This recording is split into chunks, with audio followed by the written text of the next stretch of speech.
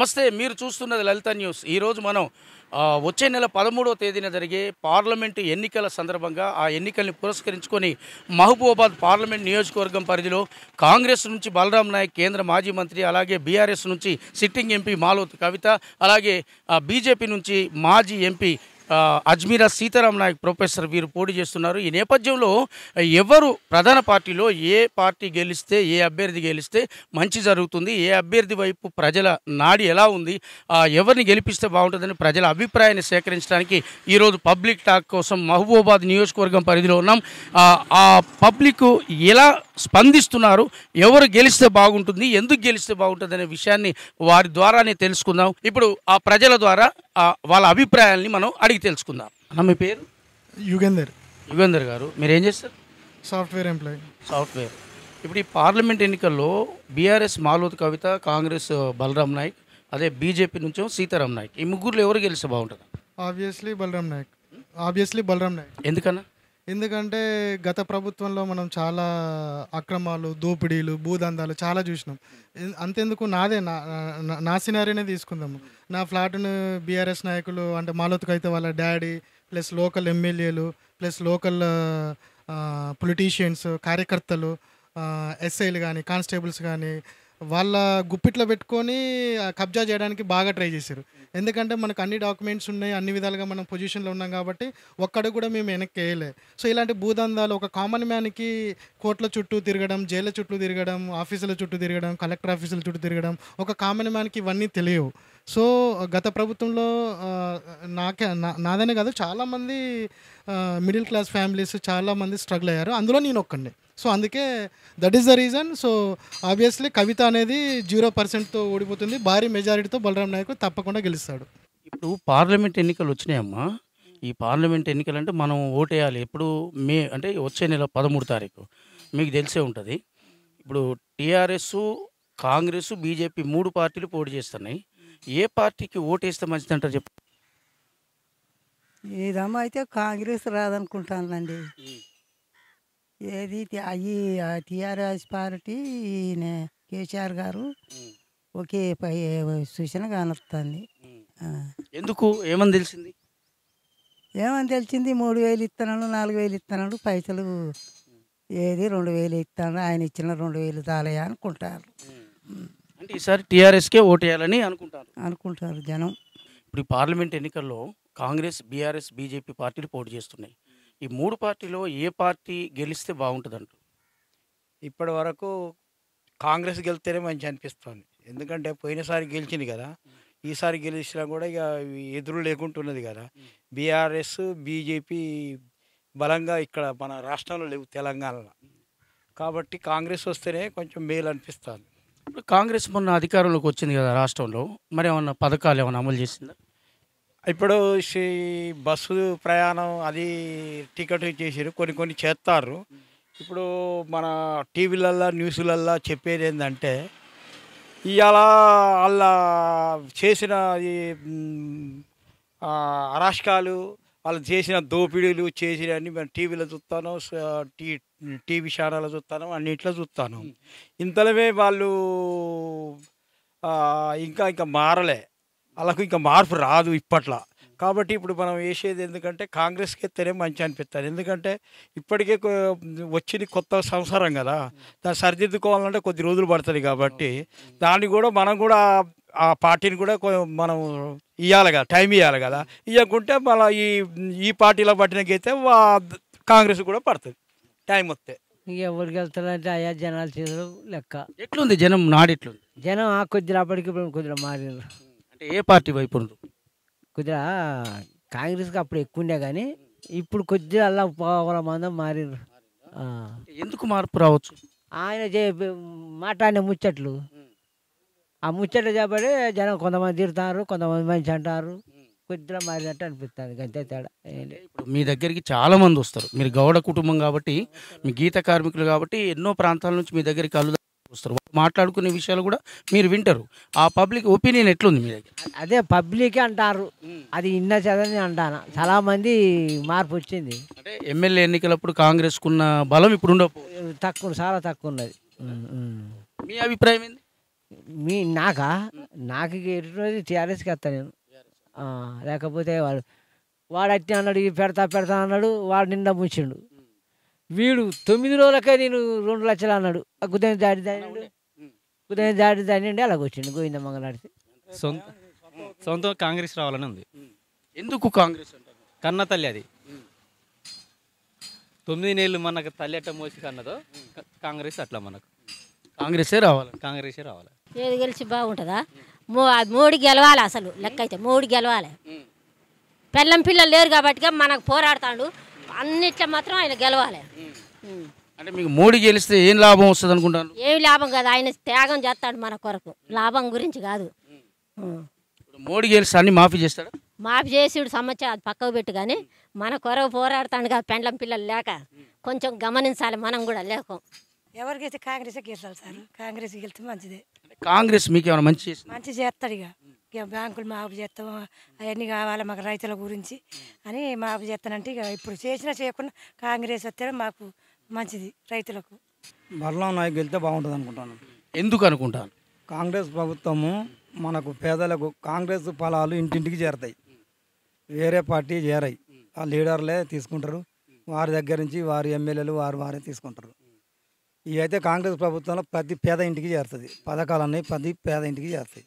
అంటే ఇప్పుడు కాంగ్రెస్ రాష్ట్రంలో అధికారంలోకి వచ్చింది కదా, మరి మీకేమైనా సంక్షేమ పథకాలు అందినాయి. ఇప్పుడు మన కరెంటు, ఉచిత కరెంటు, 0 బిల్లు అయ్యి, గ్యాస్ సిలిండరు, ఇప్పుడు ఆగస్టులో రుణమాఫీ చేస్తాను అంటాడు. మన 5 ఎకరాలకు రైతు బంధు చేసిండు, ఇంకా కూడా వేస్తానండు, 10 ఎకరాలకు కూడా వేస్తాడు, అందుతున్నాయి. అంటే కాంగ్రెస్ గెలిస్తే మంచిది. కాంగ్రెస్ గెలిస్తేనే బాగుంటుంది, కేంద్రంలో కాంగ్రెస్ రావాలి. ఇప్పుడు గెలిచే బాగుండా అంటే రేవంత్ రెడ్డి గెలిచాలని చెప్తున్నారు కదా, వాళ్ళ కోరిక అదే చెప్తున్నారు. ఎందుకు రేవంత్ రెడ్డి? ఇప్పుడు రేవంత్ రెడ్డి ఎందుకంటే ఇప్పుడు ఇల్లులు వాళ్ళు, ఇప్పుడు కేసీఆర్ ఫస్ట్ మాకు ఏమి ఇవ్వలేదు, ఇచ్చిన వాళ్ళకే ఇచ్చిండు, మాకేమి ఇవ్వలేదు. ఇప్పుడు రేవంత్ రెడ్డిగే గెలవాలని చెప్తున్నారు. మీరేమనుకుంటారు? మేము కూడా అదే గెలవాలని అనుకుంటున్నాం. మాకు ఎవరు సహకారం చేస్తారో వాళ్ళే ఉండాలి. మాకు ఎవరు చేస్తారు అనుకో నోటేస్తారు. రేవంత్ రెడ్డికి ఇదివరకు వేసినాం కదా సాయం చేస్తారని, ఆయన ఏం చెప్పిండు, 2500 ఇస్తా అని అన్నాడు, గ్యాస్ డబ్బులు అన్నాడు, భూ ఇస్తా అన్నాడు, బెడ్రూమ్ ఇస్తా అని అన్నాడు. మాకు 60 సంవత్సరం అయింది సార్. ఇప్పుడు మాకు మా ఇంట్లో మాకు 2 పింఛనీళ్ళు లేవు. ఇగో ఇది బాధ మాది. సార్ ఇంకో మాట, మాకు భూమి ఉంది, మామ సంపాదించిన భూమి, ఇప్పుడు దాకా మాకు పట్టారాలే సార్. ఇగో ఈ బాధ మీద ఉన్నాం మేము. మరి ఇప్పుడు వచ్చే ఈ మేలో వచ్చే ఎన్నికల్లో, ఈ పార్లమెంట్ ఎన్నికలు ఎవరు గెలిస్తే బాగుంటుంది? పని చేసేటోళ్ళు గెలిచాలి. ఎవరు వాళ్ళు? ఎవరా? ఇదివరకు కేసీఆర్ చేస్తా అని అంటే ఆయన కూడా గెలిపించినాం. ఇప్పుడు రేవంత్ రెడ్డి చేస్తా అని అన్నాడు. ఏది ఎవరు ఏమో అనిపిస్తాం లేదు చేసిన వరకు. ఎవరు గెలిస్తే బాగుంటుంది? ఇప్పుడు మళ్ళా కేసీఆర్ గెలిస్తేనే బాగుంటుంది. కేసీఆర్ అయితే చేస్తాడని అందరు నోట్లో ఉంది మరి మాటలు. ఏమో ఇక ఎవరికి వేస్తే అని అంటే ఇక చేసినాడు లెక్క. ఇప్పుడు ఎట్లా గట్టిగా మీ అభిప్రాయం? ఇప్పుడు రాష్ట్రంలో కాంగ్రెస్ గవర్నమెంట్ వచ్చింది, మొన్న అసెంబ్లీలో రేవంత్ రెడ్డి ముఖ్యమంత్రి అయ్యిండు, అంతకుముందు కేసీఆర్ ఉన్నాడు, ఆయనకు హామీలు ఇచ్చిండు, కొన్ని అమలు చేసి ఈయన హామీలు ఇచ్చిండు. ఇప్పుడు దీన్ని బట్టి పరిశీలిస్తే ఎవరి పాలన బాగుంది, ఎవరికి ఓటేస్తే బాగుంటుంది? నాయక్ అంటే బలరాం నాయక్. బలరాం నాయక్ వేస్తాం. ఇది ఏ గుర్తు? కాంగ్రెస్కి వేస్తారు. ఎందుకు బలరాం నాయక్ వేయాలా? ఎందుకు నేను ఎటు అయినా కాంగ్రెస్కి ఇష్టం. ముగ్గురులా ఇక ముగ్గురు నిలబడేటోళ్ళే వాళ్ళు, కానీ ఒక గత 10 సంవత్సరాల పాలనలో ఏం అమలు చేయలే. ఏ పాలనలో? ఈ టీఆర్ఎస్ పాలనలో, అటు బీజేపీ పాలన ఏం అంత మాకు రైతులకు ఏం చేయలే. మొత్తం ఒకటేసారి రుణమాఫీ చేస్తాడు, కేసీఆర్ చేయలే. ఇప్పుడు ఈయన రేవంత్ రెడ్డి వచ్చిండు. రేవంత్ రెడ్డి నేను అన్ని 2 లక్షల వరకు ఎమ్మటే 9వ తారీఖు డిసెంబర్ 9 రాగానే నేను రుణమాఫీ చేస్తా, మీరు పోయి బ్యాంకులో పోయి లోన్ చేయరా అన్నాడు.